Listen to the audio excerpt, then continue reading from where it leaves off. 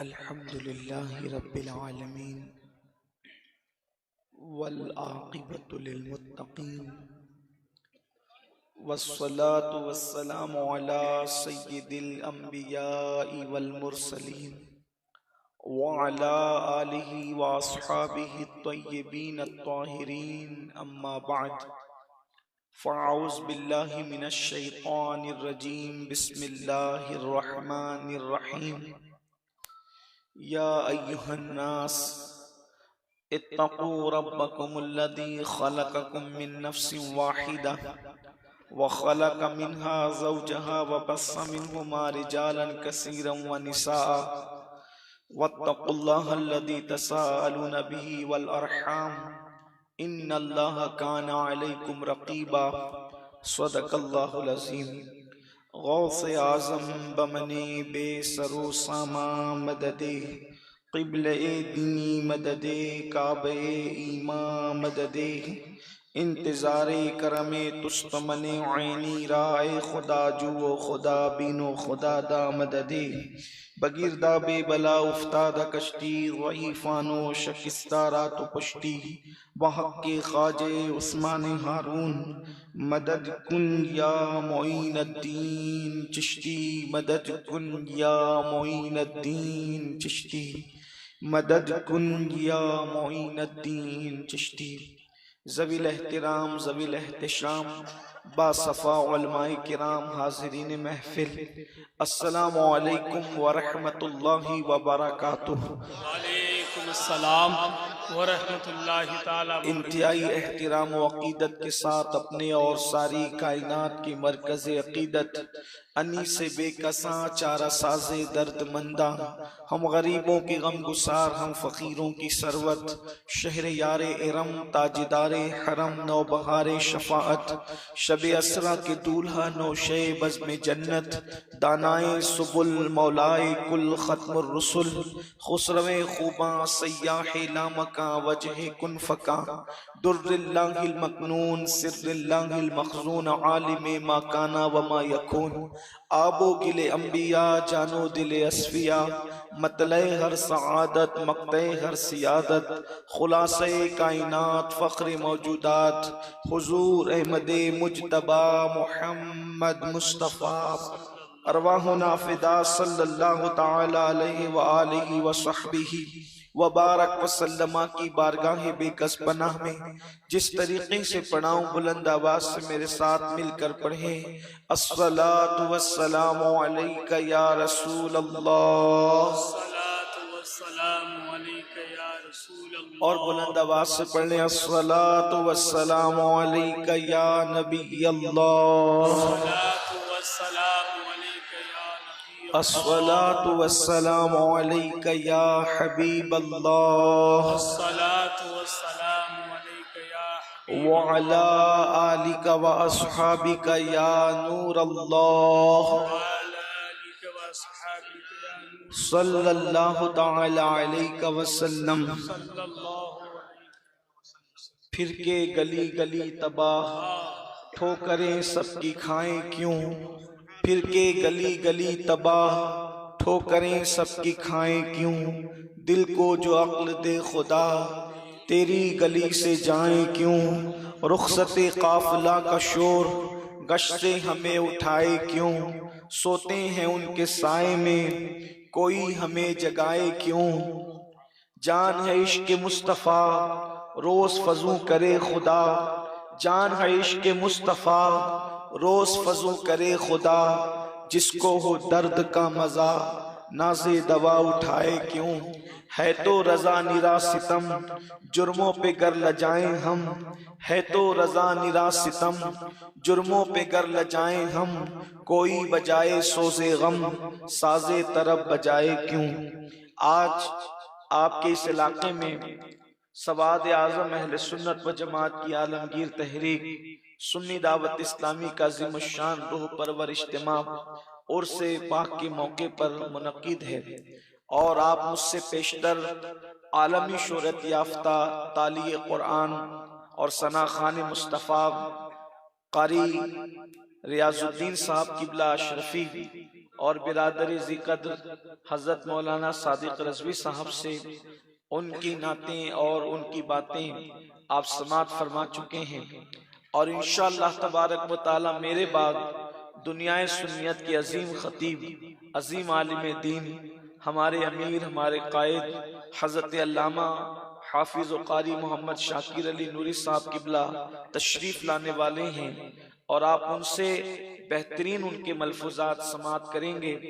इन दोनों हजरात और हजरत के दरमियान मैं सिर्फ इसलिए हूँ कि जितने वक्त में हजरत तशरीफ लाएंगे उतने वक्त में कुछ आपकी बारगाह में अपने दिल के मारूज़ात रखने की सआदत हासिल करना चाहता हूँ। उसी मुनासिबत से कुरान मुकद्दस की सूरतुन निसा की पहली आया करीमा तिलावत की है।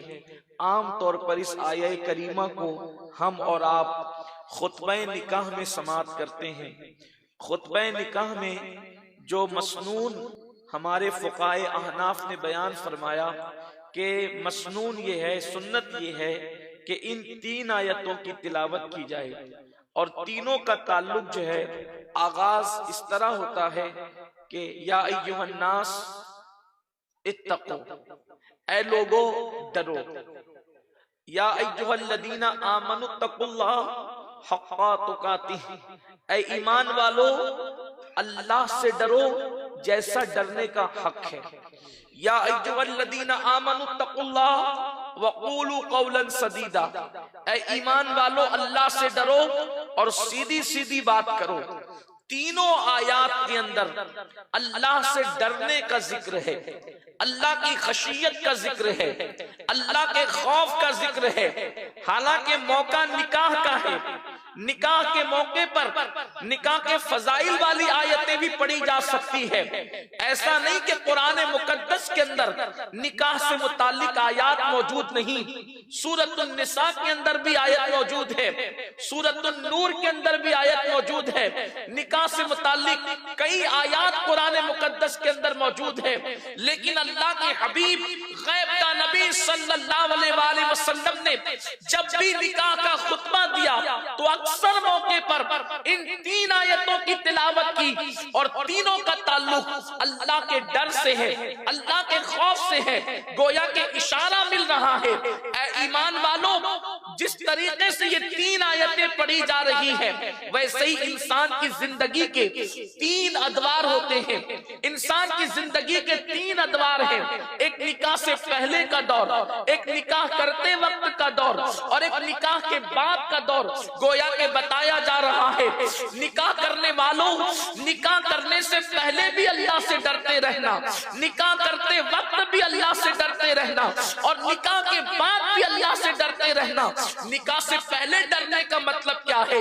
अल्लाह अकबर। निकाह से पहले डरने का मतलब ये है कि जब तुम्हारे पास बीवी ना हो, यानी मर्दों से कहा जा रहा है, जब तुम्हारे पास बीवी ना हो, और औरतों से कहा जा रहा है जब तुम्हारे पास शौहर ना हो, यानी जब नफ्स की तस्कीन का जायज जरिया ना हो, दिल की तस्कीन का जायज जरिया ना हो, तो उस वक्त निकाह से पहले तुम इधर उधर मुंह न डालना, तुम इधर उधर नाजायज ताल्लुकात पैदा न करना, तुम इधर उधर हराम ताल्लुकात पैदा न करना।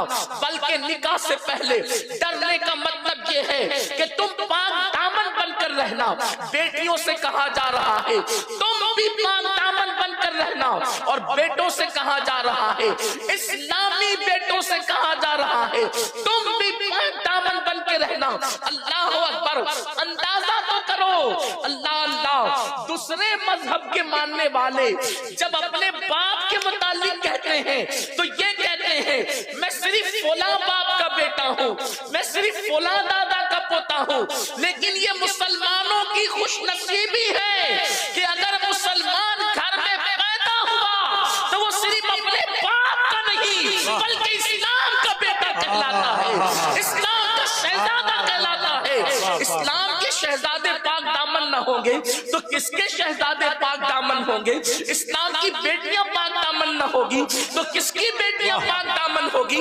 अल्लाह अकबर। लेकिन यहाँ हाल तो ये है, गंदी फिल्में देखकर, यूट्यूब पर जिना के मनाजिर देखकर, गंदे तस्वीरें देखकर, नाजायज और हराम मनाजिर देखकर अंदर हमारे जवान जवानी की दहलीज पर कदम रखते हैं, तो जवानी की दहलीज पर कदम रखने के बाद छोटी सी उम्र के अंदर शादी से पहले ही वो अपना सब कुछ लुटा बैठते हैं, शादी से पहले ही वो अपना सब कुछ तबाह और बर्बाद कर देते हैं।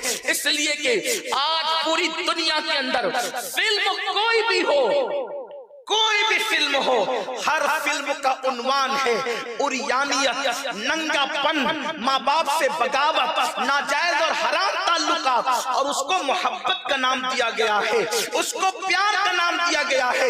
एक बात अर्ज करना चाहता हूँ, मेरे आका सल्लल्लाहु अलैहि वसल्लम के दीवानों, अगर समातों पर बार लगे मेरा जुमला तो मुझे माफ कर देना, इसलिए कि ये बात मैं इस जुमले के बगैर नहीं कह सकता।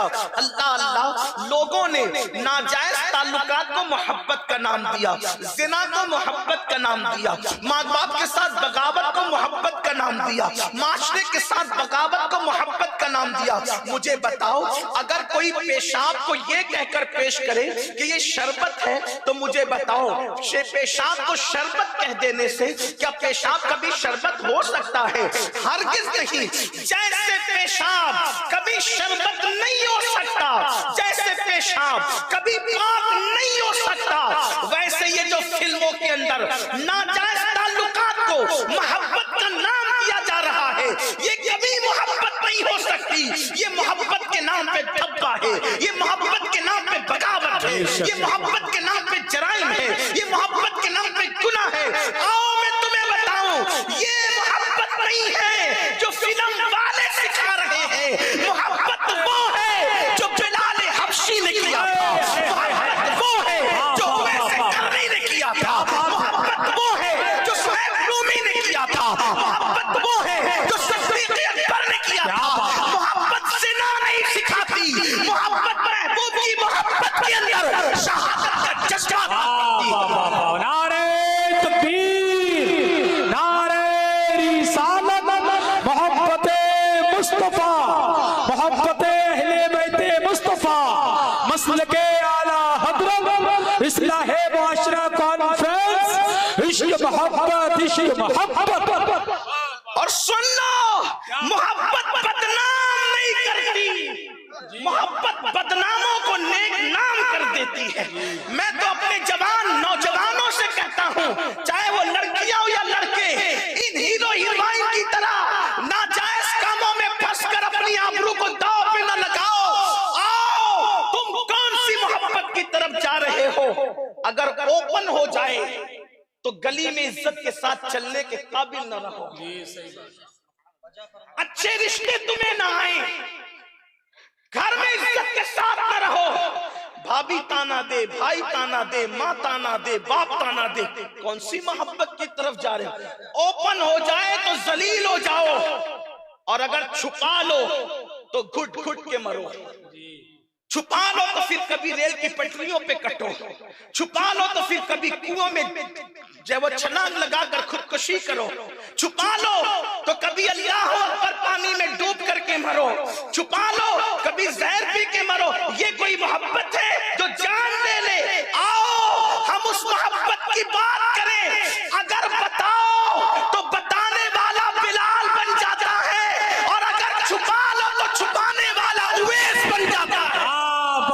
जिंदाबाद, जिंदाबाद, जिंदाबाद। उस मोहब्बत की तरफ आए। इसलिए कुरान को आके कह रहा है, शादी से पहले पाक दामन रहो, नाजायज ताल्लुकात पैदा न करो। इसलिए कि हर काम का अल्लाह के यहाँ एक वक्त है। यहाँ मैं बात, इसलिए कि मुझे जो उन्वान दिया गया है उसी पर मैं चलना चाहता हूँ।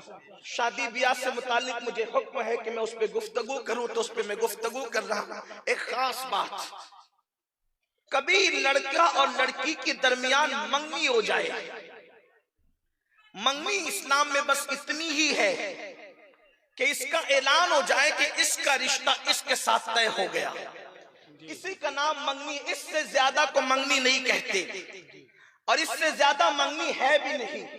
और ये ऐलान क्यों होता? इसलिए ऐलान हो जाता है ताकि अब लड़की को कोई और रिश्ता ना आए और लड़के को कोई रिश्ता ना आए। इसलिए कि जिसकी मंगनी हो जाए, जो जिसकी किसी के साथ वाबस्ता हो जाए, अब कोई रिश्ता ले जाएगा मालूम होने के बाद भी, तो अल्लाह रसूल की उस पर लानत है। नहीं ले जा सकता। तो अनजाने में ले जाएगा तो कहीं मातूब ना हो जाए, इसलिए ऐलान हो रहा है कि भाई रिश्ता तय हो गया है, अब कोई रिश्ता न लाए। लेकिन बुरा हो फिल्मी सीरियलों का, अब तो हमारे यहाँ भी मुसलमानों के यहाँ मंगनी के मौके पे अंगूठियों का तबादला होता है और हाथ में हाथ एक दूसरे के लेकर के, इधर दूल्हे के रिश्तेदार इधर दुल्हन के रिश्तेदार, बेगैरत दोनों। मेरे जुमले तल्ख लगे तो माफ कर देना, एक दूसरे का हाथ में हाथ लेकर एक दूसरे को अंगूठी पहनाते हैं। ये हमारे यहाँ की मंगनी नहीं है, हमारे यहाँ की ये मंगनी नहीं है, ये बेगैरती है। जिस तरीके से और लड़के इस लड़की के लिए अजनबी है, मंगनी होने के बाद वो लड़का भी उसके लिए वैसा ही अजनबी है जैसे और लड़के अजनबी हैं। मंगनी होने से लड़का महरम नहीं हो जाता और मंगनी होने से लड़की उसके निकाह में नहीं आ जाती, बल्कि शामियाना लग जाए, खाना खिला दिया जाए, बारात आ जाए, सब कुछ हो जाए, जब तक इजाब व कबूल ना हो दोनों एक दूसरे के लिए ऐसे ही अजनबी है कि दोनों का कोई रिश्ता नहीं है, दोनों का कोई ताल्लुक नहीं है, दोनों को एक दूसरे के लिए पर्दा करना लाजमी है। लेकिन अल्लाह अकबर, अंदाजा तो करें ये मंगनी की, अल्लाह अल्लाह, इस तरह की मंगनी की लानत ये सीरियलों से आई, मुशरिकीन से आई। और उसके बाद फिर होता क्या है, अल्लाह अकबर, लड़की के घर वाले लड़की को कहते हैं तेरे मंगीतर से तू बात क्यों नहीं करती, लड़के के घर वाले लड़की से कहते हैं, अल्लाह अकबर, लड़के से कहते तू क्यों बात नहीं करता, क्यों शर्माता नहीं। आपको एक बात बताऊं, हमारे मजहब में ये बेगैरती नहीं है। शादी से पहले मंगीतर लड़की से बात नहीं कर सकता, जो फोन पर लंबी लंबी बातों की एक किस्से है ना, इसलिए कि जो तलाक की लानत जो फैल रही है उसकी सबसे बड़ी वजह मंगनी के बाद के रिश्ते हैं। क्योंकि मंगनी के बाद तो वो सब कुछ हो जाता है जो शादी के बाद होना है, फिर शादी के बाद कोई नई चीज नहीं मिलती, इसलिए फिर तलखियां पैदा होती है। और हमारे बुजुर्गों ने कहा शादी से पहले की जो मोहब्बत है वो मोहब्बत नहीं बल्कि नफसानियत है और वो मिन जानिब शैतान है, और शादी के बाद की मोहब्बत मिन जानिब रहमान है। शैतानी जज्बे हमेशा नहीं रहते, रहमान की तरफ से जो मोहब्बत होती है वो हमेशा रहती है। इसीलिए हम पहले अपने जवानी, अपने जवानों को देखें, जो हमारे बाप दादा परदादा थे वो शादी के बाद मोहब्बत करते थे, शादी से पहले नहीं। इसलिए बदन पे झुर्रियां पड़ जाती थी तो भी बूढ़ा और बूढ़ी में मोहब्बत बाकी रहती थी। आज तो जवानी ही में मोहब्बत खत्म हो जाती है, तू मैं शुरू हो जाती है। मैं लोगों से कहता हूं, लोग हमें क्या मोहब्बत सिखाएंगे। हमने बीवी से जो प्यार किया है, एक तारीख है इसकी, हमने बीवी से जो प्यार किया, जिनके खुद के घर सलामत नहीं है वो अपने शीशों के घर में बैठ के हमारे मिट्टी के घरों पे पत्थर फेंकते हैं और हमें सिखाते मुसलमान प्यार नहीं करता। अरे तुझे क्या पता मुसलमान कितना प्यार करता है। अगर तुम्हारे यहाँ कोई तारीख हो तो बताओ। हमारे यहाँ मियाँ बीवी की मोहब्बत की दास्तान इस कदर है कि लोग तो जीते जी छोड़ देते हैं, हम तो मरने के बाद भी अपनी बीवियों से प्यार करते हैं। बीवी जिंदा हो, बीवी जिंदा हो तो उसके रुखसार के दिल पर समरकंद और बुखारा जैसे शहर बसाए जाते हैं, और बीवी मर जाए तो उसकी याद में ताजमहल जैसी इमारत बनाई जाती है। नारे तकबीर, नारे रिसालत, फैज़ाने गौसे आज़म, फैज़ाने उर्से मुक़द्दस, इस्लाहे मुआशरा कॉन्फ्रेंस, पैगामे मज़हबे इस्लाम, नारे तकबीर। बीवी के रुखसार के दिल की बरकतें समरकंद और बुखारा है। क्या बात है, वाह वाह। और बीवी के बाद, वो भी मरने के बाद, जी ताजमहल बीवी की मोहब्बत के निशान, जिस पर आज भी हिंदुस्तान के हजारों घर पल सकते हैं। जी सही बात। हजारों हिंदुस्तानी जिसके टुकड़ों पे पल सकते हैं वो ताजमहल, वो किसी बीवी की मोहब्बत की निशानी है। वो किसी बीवी की, अब हमसे ज्यादा कौन प्यार करेगा। और एक बात आपको बताऊं, एक बात आपको बताऊं और खूबसूरत बात। आपने कहा ये तो आपने बात कह दी, एक बादशाह ने किया, मैंने कहा नबी ने भी किया। जी अहले इल्म की तवज्जो चाहता हूँ सबक सुनाने के लिए। बादशाह का फेल हमारे लिए मुमकिन है काबिले दलील ना हो, काबिले तारीफ ना हो, लेकिन वो बादशाह इतना इज्जत वाला है। बहरहाल अगर बादशाह की बात समझ में नहीं आती तो मेरे आइए नबी की बात भी जरा देखें। देखो इब्राहीम अलैहिस्सलाम अपनी मुकद्दस बीवी सैयदा हाजरा को वादी गैर ज़ी ज़रा में छोड़ आते हैं और फिर देखते भी नहीं, अल्लाह के हुक्म से चले जाते हैं, बीवी पीछे पीछे। अगर यहाँ बीवियां भी मौजूद है तो वो भी जरा देखें बीवी का रोल क्या होना चाहिए। बीवी पीछे पीछे, मेरे सरताज छोड़ के कहां जा रहे हैं? कोई गलती हुई, कोई कोताही हुई, कोई तकलीफ पहुंचा दी आपको? कोई जवाब ना दिया। क्यों? इसलिए कि सवाल जवाब का सिलसिला रहेगा तो बीवी की मोहब्बत पैरों की जंजीर बन जाएगी, अल्लाह की मोहब्बतों में रुकावट बन जाएगी। इसलिए ना पीछे देखते हैं ना कुछ बोलते हैं। आखिर बीवी ही कहती है, क्या ये अल्लाह का हुक्म है? सैयदा हाजरा कहती, क्या ये अल्लाह का हुक्म है? इब्राहिम अलैहिस्सलाम सिर्फ कह देते हाँ। क्या यकीन था उस खातून को? फरमाया अगर अल्लाह का हुक्म है, मेरा अल्लाह मेरे लिए काफी है। बैठ गई। कहां? कुरान उसको वादी गैर ज़ी ज़रा कहता है। ना आदम ना आदमजाद, ना परिंदा ना जानवर, कुछ नहीं, ना दरिंदा परिंदा, कुछ नहीं। एक खातून शीरखार शहजादे को लेकर के बैठ गई। फिर उसके बाद क्या हुआ? पानी निकला और वो सारा कुछ पूरी दास्तान उसकी तरफ नहीं जाता। फिर क्या हुआ? आबादी हुई, काबा बना। काबा बना कि नहीं बना? अब यहां पहुंचकर एक आशिक उसको यूं बयान करता है, अगर शौहर बीवी का वफादार हो जाए, अगर शौहर बीवी का वफादार हो जाए और बीवी से सच्ची मोहब्बत करे तो समरकंद और बुखारा जैसे शहर बसते हैं और ताजमहल जैसी इमारत बनती है।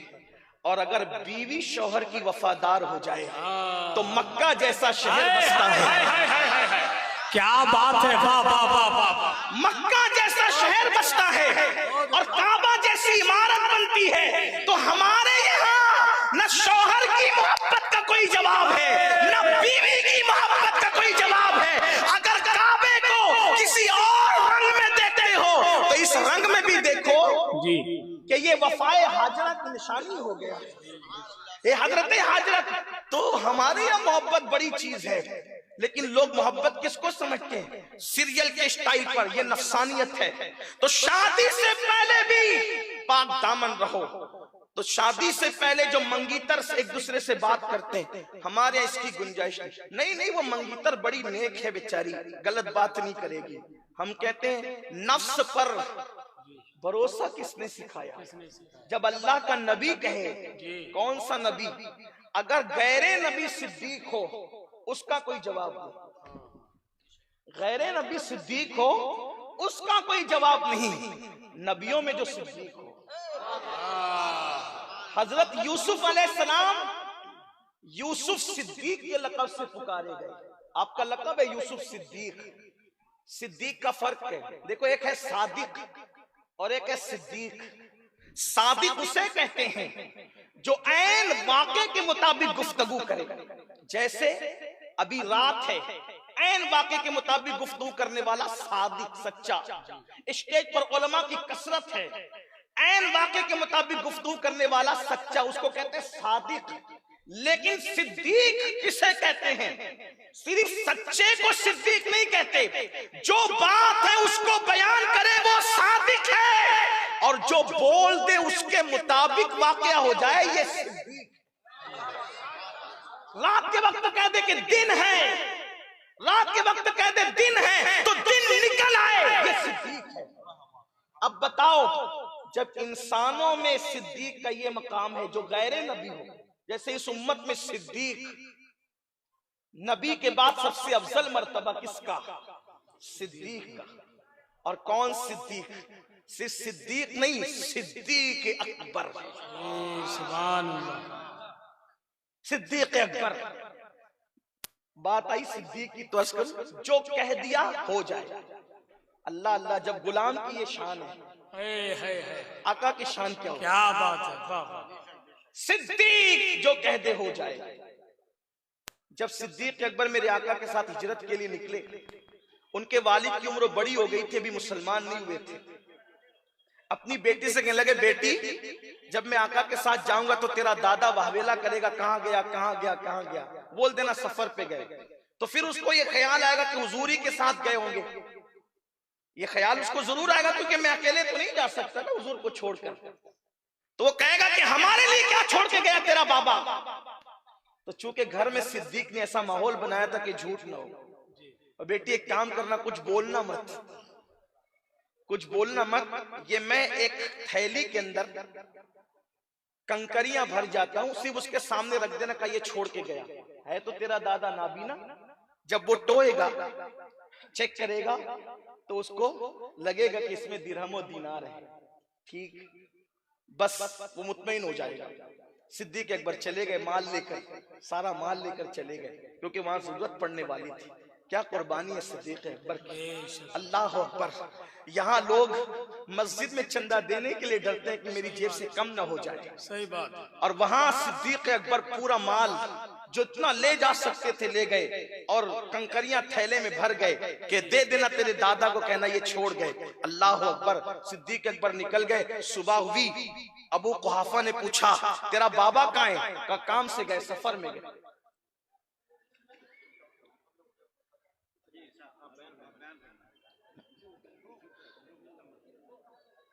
तेरा बाबा कहाँ गया? का सफर में गए। हमारे लिए क्या छोड़ गया? कुछ पैसे वैसे छोड़े?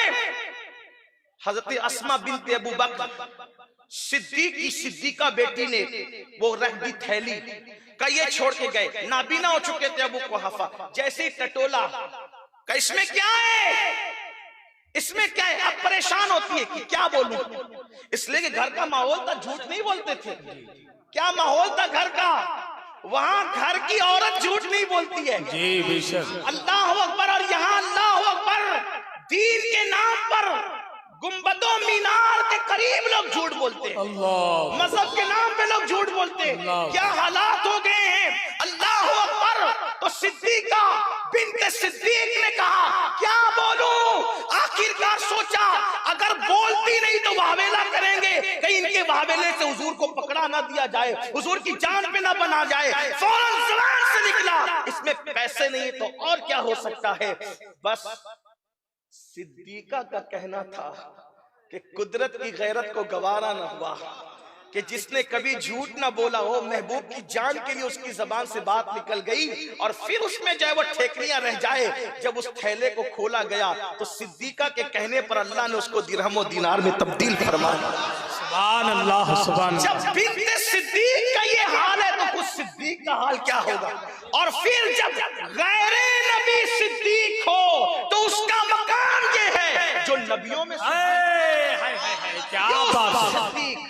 यूसुफ सिद्दीक अलैहिस्सलातु व तस्लीम, आप फरमाते हैं मैं अपने नफ्स को बेकसूर नहीं कहता। जब ज़लीखा का मामला आया तो आपने क्या कहा? मैं अपने नफ्स को बेकसूर नहीं कहता।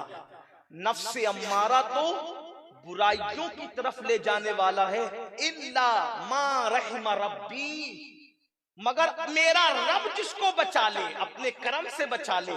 तो यूसुफ अलैहिस्सलाम जैसा नबी कहे मैं नफ्स को बेकसूर नहीं कहता, और आज हम कहें मेरी बेटी बिगड़ेगी थोड़ी, मेरी बेटी बिगड़ी हुई थोड़ी है, मेरा बेटा बिगड़ा हुआ थोड़ी है। अगर मंगीतर से बात करें तो जाता क्या है? आइए जाता क्या है जरा उस पर तवज्जो करें। देखो जन्नत का माहौल है,